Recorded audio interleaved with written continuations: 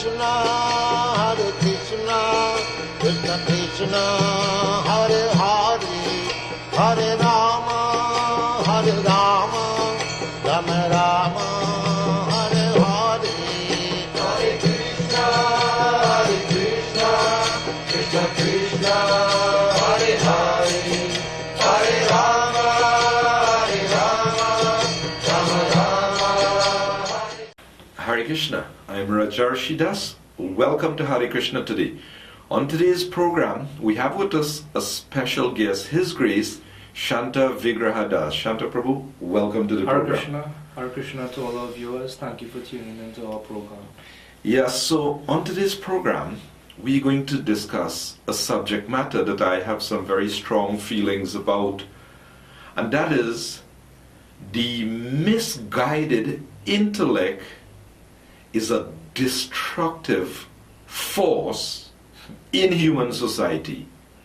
Now, I may be a sort of outdated person, but I have Shanta Vigraha with me, who is a little more updated in today's society and the technology world and the statistics and so on, what's going on in society. So Shanta Prabhu, perhaps we could speak a little bit more that when the human form, and as I said, I am never tired of quoting Srila Prabhupada's point, disturbance is due to want of the ultimate goal. So my basic idea is that when human beings, when the intellect is not trained or when we don't have a proper paradigm to function, then whatever we do in society, it brings about a great deal of disturbance. So perhaps you could comment a bit on that. Well, one of the first points that comes to mind is the Vedic scriptures are very clear on the function of the human form of life, and that the human form of life is meant for God realization, to realize our identity as being the servant, a spirit soul, part and parcel of the Supreme Lord, and to function on a spiritual level. And one of the basic teachings of the Vedic system of knowledge is that real happiness comes from contentment. And the whole idea is that people want to be happy, but real happiness comes from contentment. So person's intellect in modern society, especially since the turn of the century from 1900 onwards, the world has seen such a vast advancement in the way we do things. In just the last 100 years, we can say all the inventions and gadgets and different developments by modern science have completely outshadowed the millions of years history of the world. But we can see also what is the effect of that. And well, first of all, why do people act like that? Why are all these scientific advancements taking place? Why do people want to know? Because one can say that the reason why these advancements are taking place is because of intelligence. People are exercising their intelligence, and nothing is wrong with that. But why are they doing it? It's because they want to be happy. People want to be happy, and they want, because we can say that they have done something. They have eradicated so many different varieties of diseases, but on the other hand, so many diseases have come up. And I always say, when they build hospitals, the reason why you have to build more hospitals is because more people are sick. There's no need for hospitals if people are healthy. There's no need for doctors if people live a healthy life. They just need a few in case of emergency. But all these different types of inventions, video technology like we are using here actually, video game technology, radio, movies, all these things, people want to be happy. But we can see in today's society, it's difficult to tell, are people actually happy? From looking at it, we can say no. Because when somebody is actually happy, they are content. But people in modern society are discontent. They are not content in any way. Therefore, they always feel the need to acquire more. And a typical example of this is, unfortunately, this example may seem very cliche because everybody seems to want to attack America.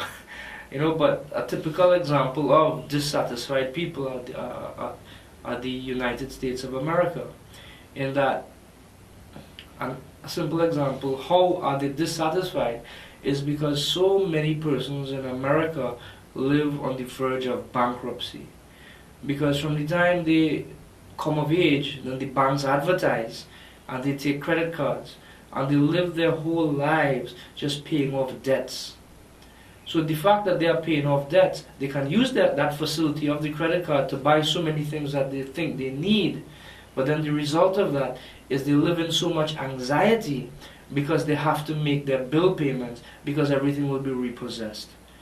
There's so many different ways we can go with this, but that's a simple example. People live on the verge of death. I have one relative in the US, and she was saying that she's a nurse, and she was saying that where she works, sometimes young people come in, and she has a career, has been working for so much time. And when she was buying a new car, she bought a very reasonable car. Like, it's within her price range comfortably.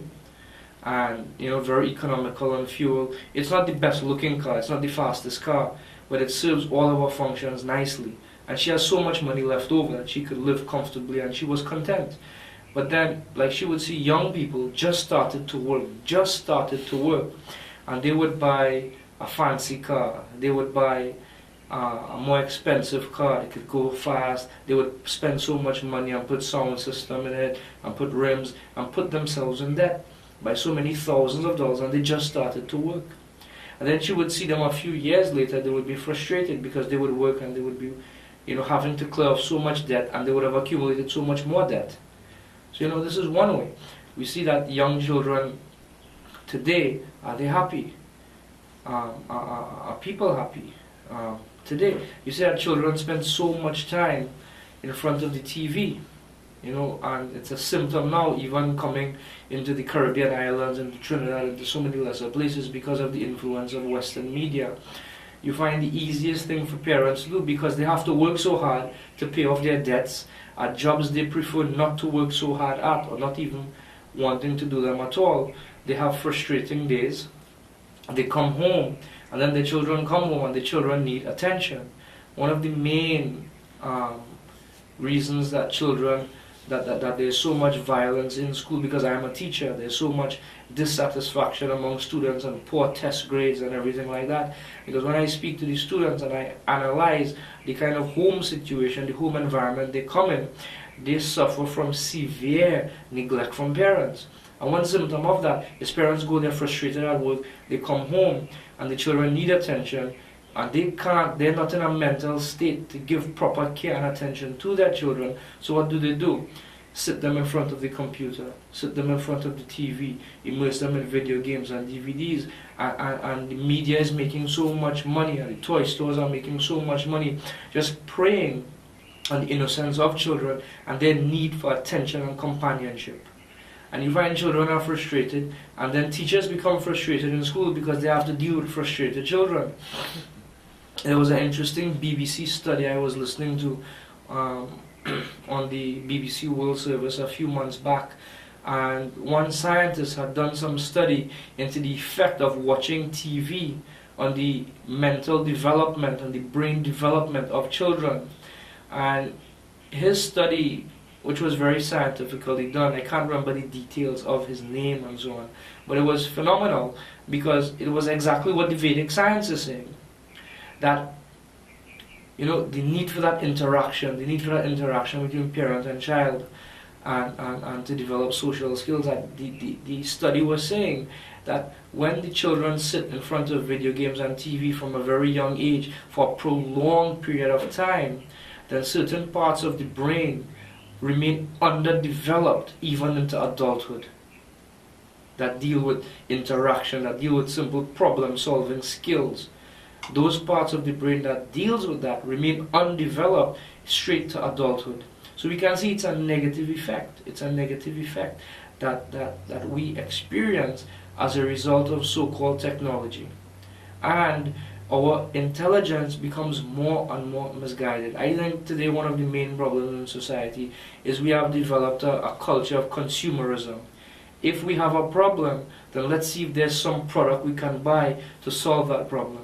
Throwing money. Let's just throw money out and see what can happen. No, but one thing is that we have to agree with. The Vedic paradigm says, the Vedic concept is that all beings, they're anandamaya bhyasa, they're pleasure seeking.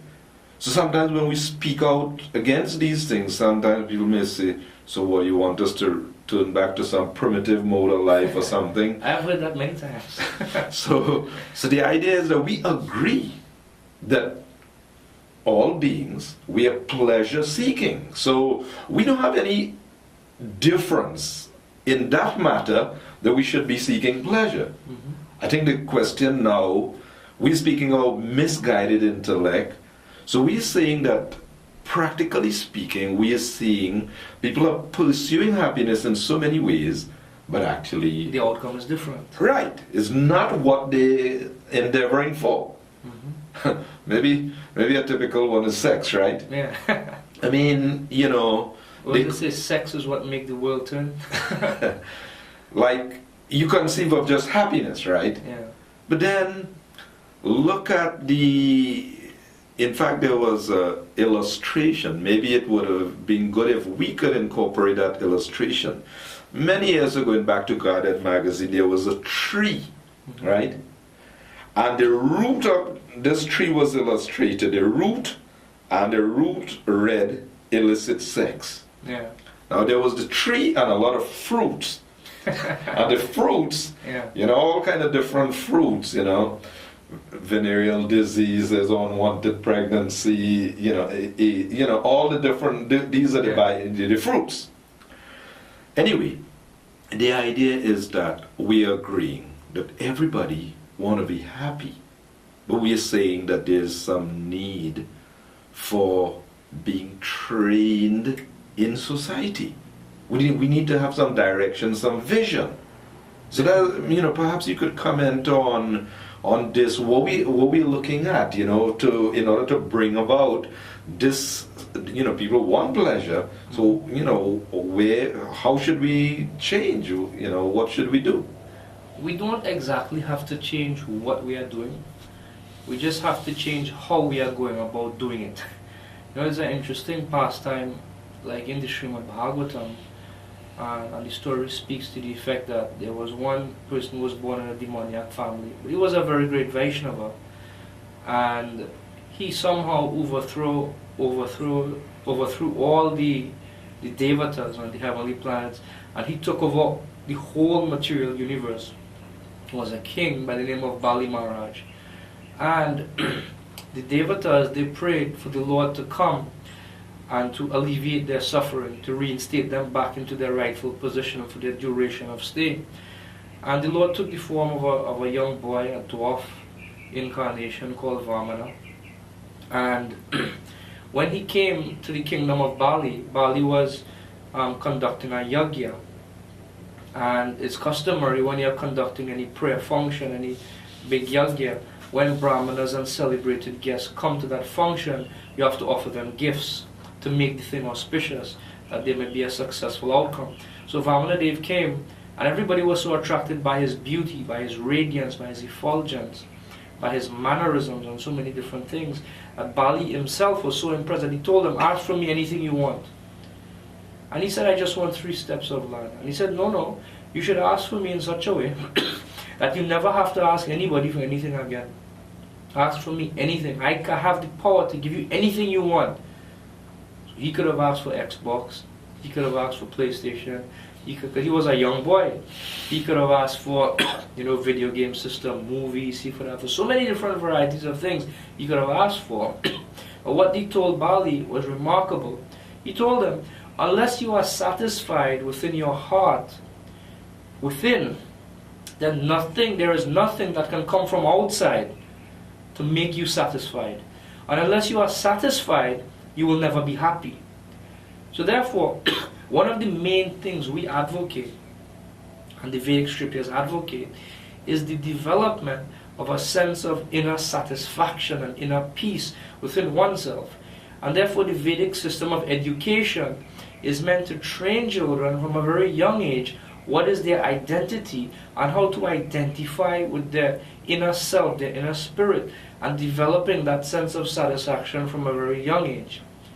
And one of the main things, I think it's a point I always hear you make, is that, I don't know if you want to speak a bit about that, is that the need for training children, and the Vedic paradigm specifies training them in an ashram.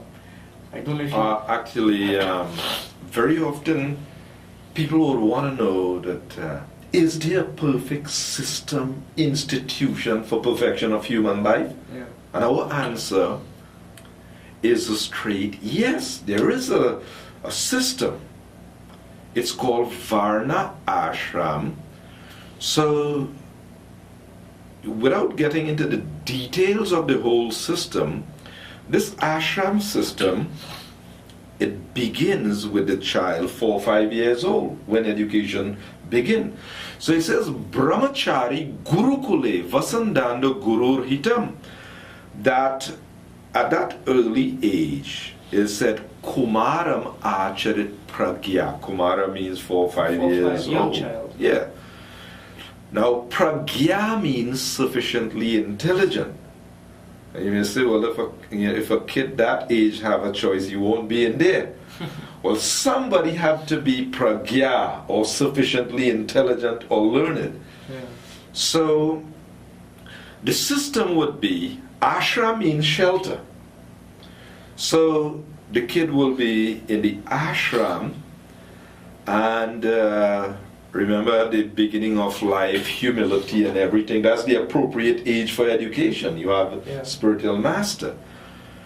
Now, this spiritual discipline, knowing the self, knowing the different aspects of our personality, the senses, the mind, all of that is there. So while the student would be trained in the science of self-realization, knowing the self and the needs of the self, control of the senses and all of that, simultaneously the student's psychophysical nature would be discovered. Assessed. Yeah. Now you're a teacher, you would see today that, without that system of the Vedic education whereby you would subdue, whatever dormant desires may be coming up, especially like teenage years or puberty is developing and so on, there are many desires to cope with. And today people don't have a clue. Yeah, exactly. So maybe you could speak a bit about, how the Vedic system could have brought out that natural pleasure, and so we won't be victimized by what Krishna told in the Gita, that enemy, that burning on control us. Well, one thing that it's somehow not so much in existence in today's society. It does exist in terms of that ashram system where all children together, boys separately and girls separately, can be trained to come to terms with their growth and development and be assessed psychophysically and be guided accordingly in something that they would be satisfied with for the rest of their life. That system doesn't so much exist widely, especially in our country. It doesn't exist. And therefore one of the main things, the main people that have to play that critical role in the development and training of their child are parents. Parents have to spend time with their children as a family. Not just that they give some instructions by word of mouth or they say something. That sometimes there's this saying, do as I say but not as I do. But as parents, set proper example. Because parents have intelligence. They can question, they can find out things more readily than a child. A child is innocent. Whatever you tell a child in his innocence has the tendency to believe. And they would believe that. So if parents live their life in such a satisfied way, and a prime example of this is our own Srila Prabhupada, the founder Acharya of our society. Like his father was very much a pujari, he was very Brahminical, he was very devoted to worshipping the deity of the household of Radha Krishna. And Srila Prabhupada recalls that one of the earliest memories of his childhood is his father doing worship at home. He would come home from work and he would never be angry. He would never be frustrated. He would be so happy. And the first thing he would do is engage in worship. And his mother was so happy and so satisfied that she would perform her duties so nicely. And they would all exist. And Prabhupada had siblings. He had brothers and sisters. And they would all exist in such a wonderful, loving nature, spending time with each other, doing things together as a family, and being trained by his parents. And he said that so much of what I implemented in the West, I learned from my father and mother. You remember he said that so many times. So why is that? It's because parents play such a critical role in the upbringing of children in society. Because by the schools, different teachers would have different value systems. They may not be the value systems you want your child to develop. They have to interact with so many other children who may have different value systems from your own. So therefore, as parents, you have to train your children, not by just telling them do this or do that, but by interacting with them in such a loving and nurturing way that from within they develop these core set of values: humility, tolerance, understanding, politeness, interaction, gratitude, that satisfaction, that when they go to school and come back, they understand, and I may need that education that I'm getting in secular society to get a job to function in society, but really my values are not those values, because secular society doesn't teach the value of the person. They just teach the value of the position and the value of the prerequisites that come with that position. But the Vedic culture is so value-based that the main focus of attention is on the person. And when children have that close interpersonal interaction and they feel protected and satisfied, then they give that back to society. So whatever job they grow up and they do, they give that back. So when they are satisfied from within, they can help other people become satisfied. And therefore, the intelligence does not become unbridled. The mind does not become unbridled in so many different ways, being allowed to roam freely. And then when the parents instill that in their children, then there's a very positive outcome. One thing that came to mind is that, crime is so rampant today, and very often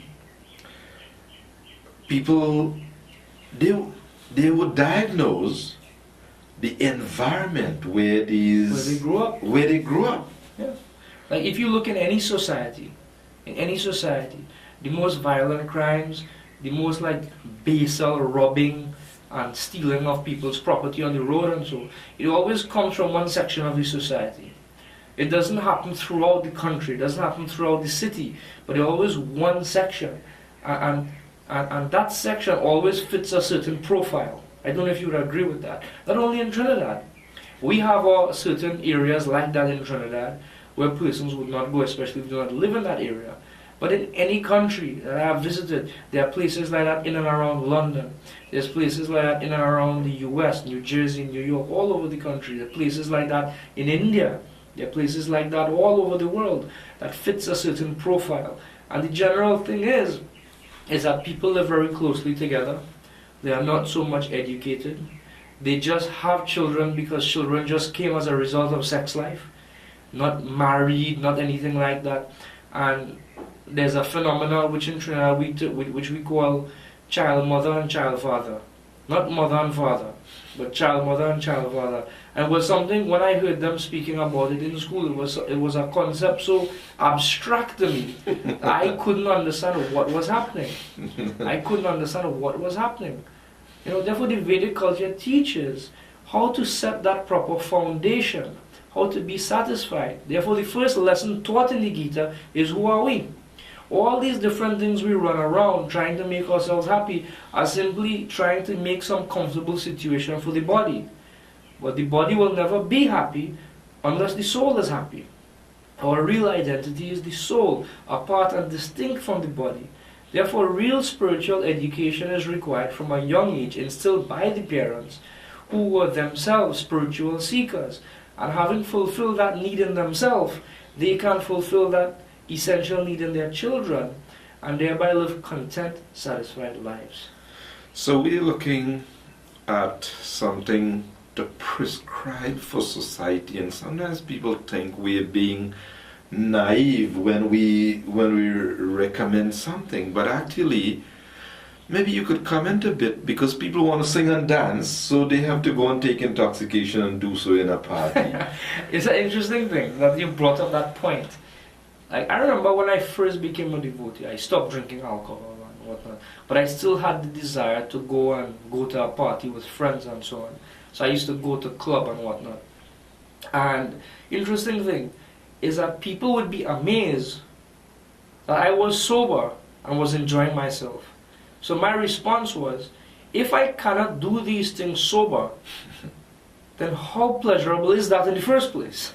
That I have to alter my consciousness by taking some drugs, by drinking alcohol, by doing so many different things that alter my natural state of perception. If I have to change that, then how pleasurable is that? And they would say to me, you know, what you're saying makes sense. I couldn't go and dance there unless I had a few in my head. I couldn't go up and talk to that girl unless I had a few in my head. So I think that if you had to take a few to do that, you wouldn't do it sober, then what is the use? Then that cannot be the source of real happiness. That cannot be the source of real happiness when you have to change your consciousness.